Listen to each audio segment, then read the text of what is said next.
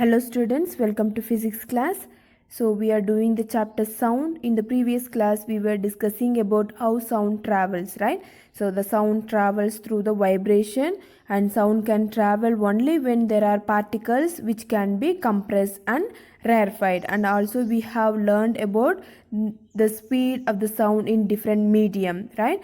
So you have learned that sound travels with different speed in different media depending on the properties of media. The particles of the media gets compressed and rarefied as the sound propagates, right? So what happens if there are no medium? Okay, what will happen if there is no medium? We have seen the speed of sound in different medium like solid, liquid and gas. So if there is no medium, sound cannot travel in a vacuum. If there is no medium, sound cannot travel. That is, sound requires a medium to propagate.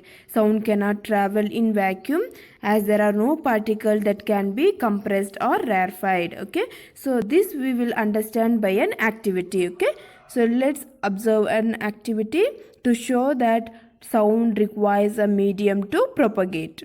A sound is produced by a vibrating body. Let us understand now how sound reaches us. While playing on the playground, when you call your friend who is standing at a distance, your friend is able to hear your voice. How does the sound travel to him? Actually, sound needs a medium to travel, and air is one such medium. When the air has been completely removed from a place, it is said that a vacuum is created. Can sound travel through vacuum? Let us find it out. Let us suspend an electric bell inside an airtight glass bell jar and connect it to a vacuum pump.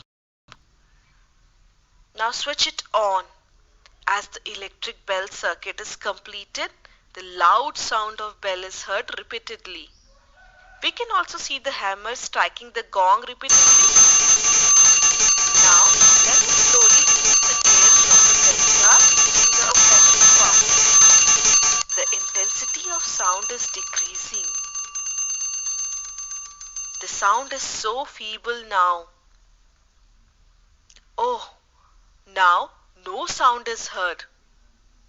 Is the electric bell working properly? Yes, it is. We see the hammer striking the gong repeatedly. What has happened? All the air is drawn out of the jar using a vacuum pump. So what does it prove? This clearly proves that sound requires a medium for its propagation. So now we know that sound cannot travel through vacuum. You have observed the activity, right? So now can you tell me, can the sound travel in vacuum? No, right? Sound cannot travel in vacuum as there are no particles that can be compressed or rarefied. Sound does not travel through vacuum. So to propagate sound, it requires the molecules of the medium to vibrate. So next we will see the frequency, time period and amplitude. Each wave is characterized by the properties like frequency, time period and amplitude. So in today's class we are going to see what is frequency, okay? The frequency is defined as the number of vibration of a body in 1 second. So what is frequency?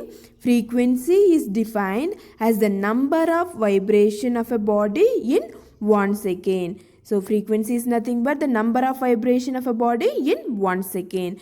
Recall that when a body vibrates, it produces a disturbance in a medium. As the wave or disturbance moves through a medium, each particle of the medium vibrates at the same frequency as the source. Since one vibration produces one wave, so 100 vibration can produce 100 waves, right? So if the 100 vibration in 1 second will produce 100 waves in 1 second, okay? So hence frequency can also be defined as the number of waves passing through a point in 1 second. So it is represented by the symbol F and its SI unit is hertz. So what is the SI unit of frequency? It is hertz. So what is a frequency? Frequency is the number of vibration of a body in 1 second, or the number of waves passing through a point in 1 second. Okay, so its SI unit is hertz. Since for a longitudinal wave, one compression and one rarefaction make one wave, F vibration makes F waves. Okay, so you can see here in the picture A, you can see 6 waves. Okay, so this is one wave from here to here, one more, 2 waves, and the third wave, fourth, fifth, and sixth. So you can see 6 waves, whereas in the picture B you can see one wave, 2 and 3 waves in the same time. Hence the frequency of the first wave is more than the frequency of the second wave. So what is the frequency of the first wave? It is 6. And what is the frequency of the second wave? It is 3. So this is nothing but the graphical representation of displacement of a particle from the mean position with respect to the time taken. Okay, so it is the representation of the displacement of the particles from the mean position with respect to the time taken. And this picture, this is having high frequency wave. Okay, the picture A shows the high frequency wave and picture B shows the low frequency wave. Okay, so you can see which is having high frequency here.